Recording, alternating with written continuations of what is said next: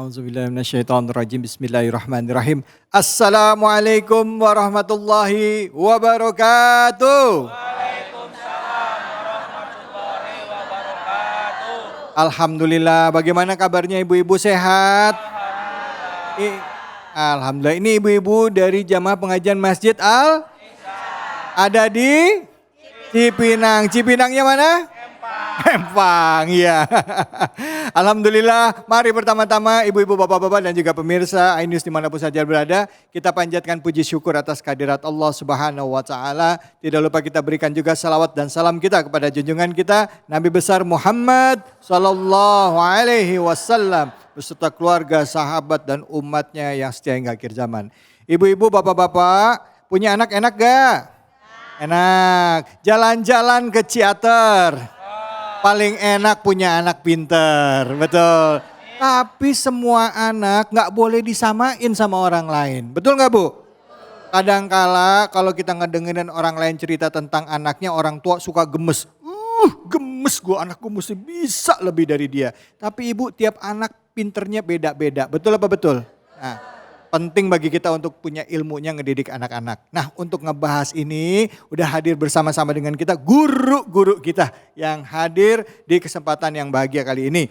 Udah ada Ustadz Samsul Ma'arif. Assalamualaikum warahmatullahi wabarakatuh Ustadz. Waalaikumsalam warahmatullahi wabarakatuh. Sehat Ustadz? Alhamdulillah sehat walafiat. Alhamdulillah. Lihat ibu itu menyenangkan. Ya. Kalau potongannya potongan orang baik-baik. Masya Allah. Tapi baru potongan doang.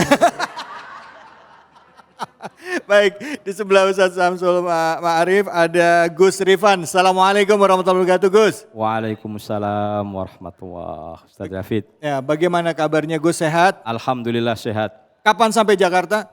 Kemarin Kemarin. Ya. Naik apa? naik pesawat. Naik pesawat ya? Pesawat-pesawatan tapi. Terima kasih loh udah luangkan waktu datang ke sini ya Gus ya. Matur suwun sangat. Yang di udah ya itu aja ya kayaknya gurunya ya, 2 orang aja ya. 2 orang aja guru kita hari ini, 2 orang aja, ada ya? Ada guru kita, Kiai Haji Munawir Ngacir. Assalamualaikum warahmatullahi wabarakatuh Kiai. Waalaikumsalam warahmatullahi wabarakatuh. Ya salah. Alhamdulillah. Alhamdulillah. Kalau ini udah gak usah dikenalin lagi, udah pada tahu dan gak usah ditanya, pasti jawab sendiri ya Kiai ya. Jangan begitu dong. Kiai, terima kasih banyak Kiai Munawir. Alhamdulillah. Nanti belajar ngaji Kiai boleh? Oh, belajar ngaji? Mau. Oke, beli sekuteng untuk membiayain penyakit COVID. Cakep. Si ganteng namanya Bang David. Iya. Kita disamain sama penyakit COVID, buset. Makasih Kiai. Ngomong-ngomong soal ngedidik anak Bu. Bu, kita lihat dulu yuk video berikut ini. Video viral di media sosial memperlihatkan 2 bocah diikat dengan rantai di rumahnya di Jalan Walet, Desa Dajan Peken, Kabupaten Tabanan, Bali. Bocah berusia 6 tahun dan 3 tahun ini dirantai pada bagian leher dan kaki dalam rumah kosong tanpa penerangan. Ironisnya, 2 bocah malang ini diikat oleh ibu kandungnya.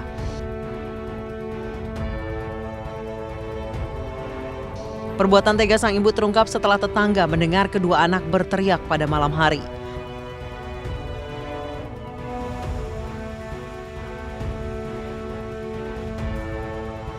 Polisi kemudian menetapkan ibu korban dan kekasihnya sebagai tersangka.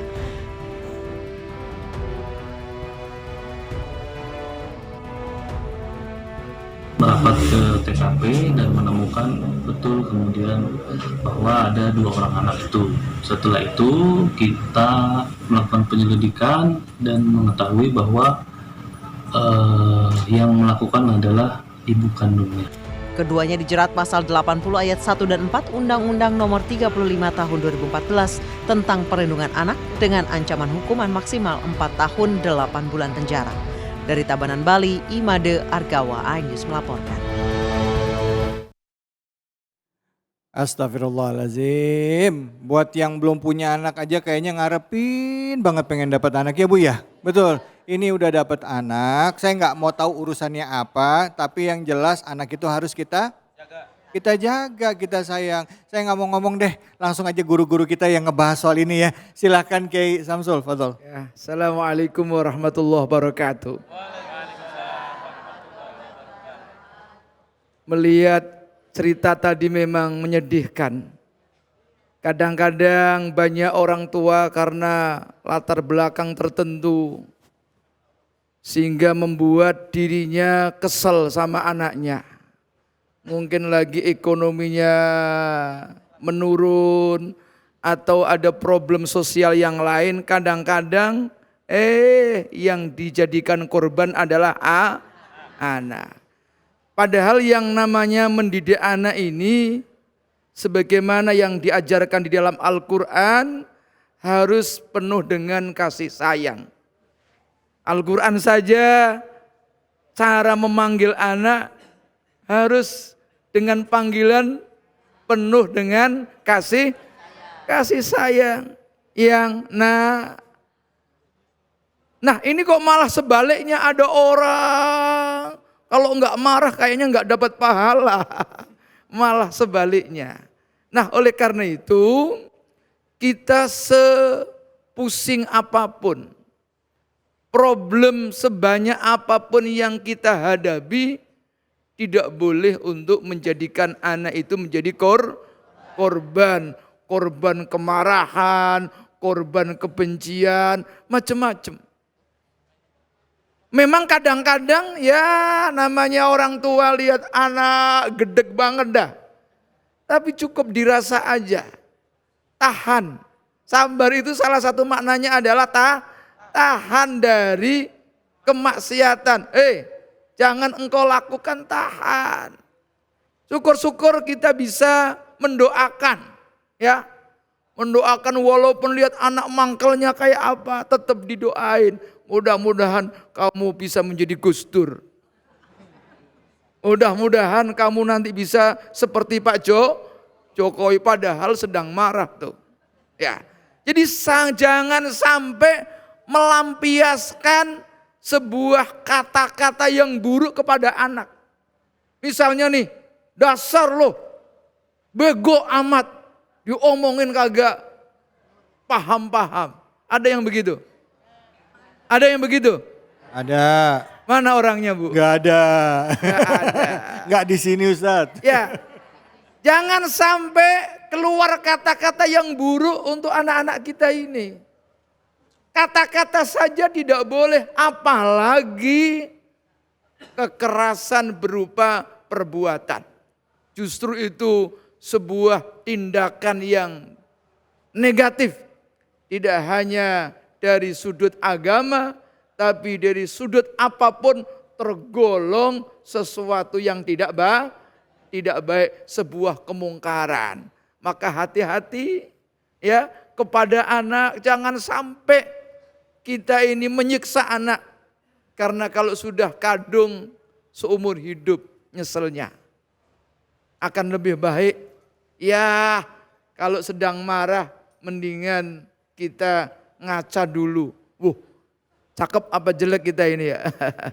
Kita ambil air wudhu, kita sholat, nanti baru kita nasihatin anak kita insya Allah. Jadi yang dicontohkan di TV tadi itu perbuatan yang sangat-sangat bertentangan dengan nilai agama dan nilai kemanusiaan.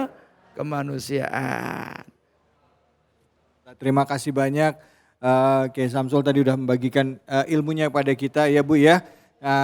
Tadi menurut Kiai Samsul itu dalam keadaan apapun sama anak jaga lisan sama ucapan sama perbuatan ya. Karena kadang kalau lagi marah suka susah kontrolnya Ustadz. Lagi gemes mana kan cakep. Yeah. Itu siapa itu? Hah? Itu siapa? Itu. Begitu siapa? Itu ibu. Iya. Ampun, maaf ya Bu. Baik, Gus silakan Gus ditanggapi mohon.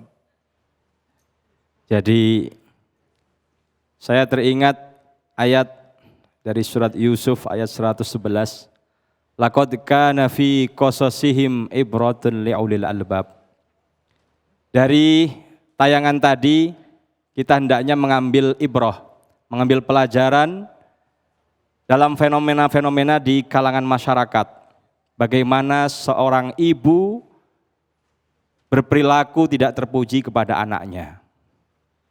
Ada beberapa hal yang perlu diperhatikan oleh seorang ibu pada anaknya. Yang pertama, hendaknya dia bersikap lemah lembut dan berkata yang baik kepada anak-anaknya. Faqula lahu qawlan layyina la'allahu yatadzakkaru aw yakhsha. Dengan ucapan yang baik, ucapan yang lembut, bisa jadi pintu hatinya akan difutuh oleh Allah Subhanahu wa taala begitu mudah dalam mendapatkan ilmu. Karena apa yang didapatkan oleh anak yang pertama adalah bersumber dari orang tuanya. Sehingga hendaknya kita berbicara dengan yang santun, yang baik kepada anak-anaknya. Kemudian yang kedua, bahwasanya seorang orang tua kepada anaknya hendaknya berperilaku dengan baik, berperilaku dengan santun. Innallaha yuhibbu ar-rifqa fi jami'i kullih. Bahwasanya Allah selalu mencintai segala hal yang lembut-lembut, baik itu perilaku, ucapan dan lain sebagainya. Dan tidak pernah Allah Subhanahu wa taala menggunakan kekerasan. La ikraha fid din.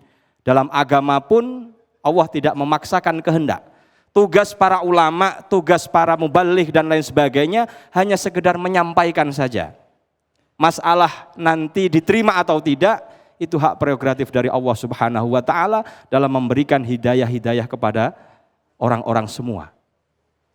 Jadi saya melihat dari sudut pandang ibrahnya tadi, ya, bahwasanya kejadian yang ada di masyarakat itu hendaknya kita jangan menutup mata dan jadikanlah itu semua sebagai pelajaran agar semua menjadi baik dan kita tergolong orang yang ulul albab. Kita diberikan kemanfaatan berupa akal. Amin. Maka hendaklah akal tersebut digunakan untuk merenungi segala yang telah diberikan oleh Allah Subhanahu wa taala. Amin, amin ya rabbal alamin. Terima kasih. Terima kasih banyak Gus Ustaz David. Rifan. Ya, orang tua dalam mendidik anak itu tidak mudah, apalagi memberikan contoh akhlak kepada anak ya. Tadi itu hanya contoh ya Bu ya, contoh kejadian bukan cuman seorang ibu, tapi juga dalam kejadian nyata ada juga ayah yang melakukan kekerasan terhadap anaknya ya. Bahkan sampai anaknya banyak, cepet banget, banyak. Ayah melakukan kekerasan terhadap anaknya, bahkan tidak jarang juga sampai anaknya meninggal dunia. Kiai, gimana Kiai kita nyikapin hal ini? Mungkin gak sih kalau orang tua yang melakukan kekerasan terhadap anaknya bisa dicap sebagai orang tua yang durhaka sama anak? Masuk gak sih kayak gitu Kiai? Ada gak sih istilah begitu? Dijawab sekarang nih. Besok aja Kiai, besok aja. Bismillahirrahmanirrahim. Hamdan wa syukran lillah. Yang datang banyak nenek-nenek, yang jawab baru sepa. Udah ngedan begini, begitu doang. Habis ngomongin nenek-nenek. Nah iya, kan nenek-nenek punya anak semua. Iya. Alhamdulillah. Kedudukan anak, pertama mestinya menjadi qurrata a'yun, pandangan yang sejuk. Bo, kalau punya anak soleh dan soleha sejuk enggak? Tuh yang pertama. Yang kedua menjadikan zinatul hayat, perhiasan dunia, perhiasan hidup. Yang ketiga adalah menjadi fitnah, ujian. Yang keempat, yang terakhir. Bo, kepengen tahu nggak? Al-wa'du, jadi menjadikan musuh. Contoh. Di dalam kitab Mukhtarul Ahadis dijelaskan di situ ada hak orang tua, kewajiban orang tua terhadap anak. Salah satunya adalah wa ayu zawijahu idza adraka, nikahkanlah anaknya kalau sudah waktunya. Kalau belum waktunya kudu puas. Kalau kagak puasa olahraga. Suka olahraga, Bu? Kak. Oh, suka olahraganya di tempat. Allah. Goyang palanya doang begini.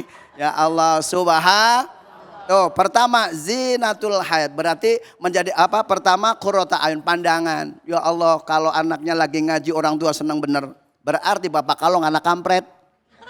Maksudnya? Ya bapaknya nyolong anaknya nyopet. Iya. Kira. Ya artinya begini, orang tuanya senang ngaji, anaknya jadi ikut senang ngaji.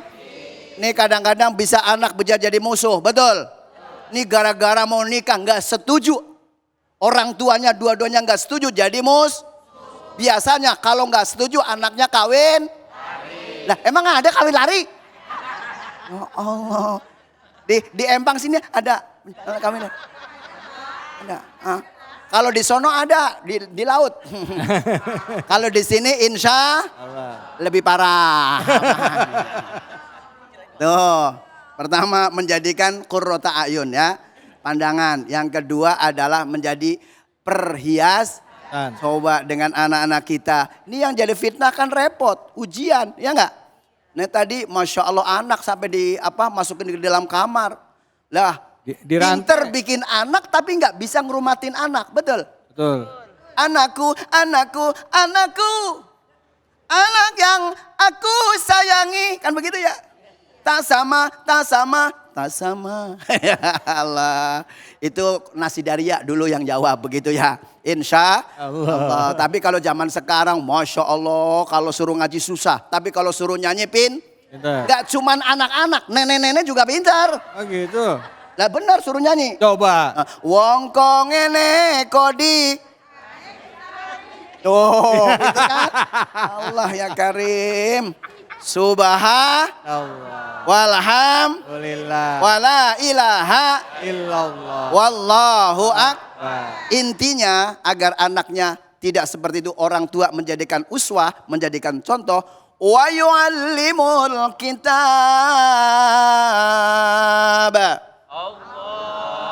Ajarkan Al-Qur'an. Al-Qur'an belum bisa juz am.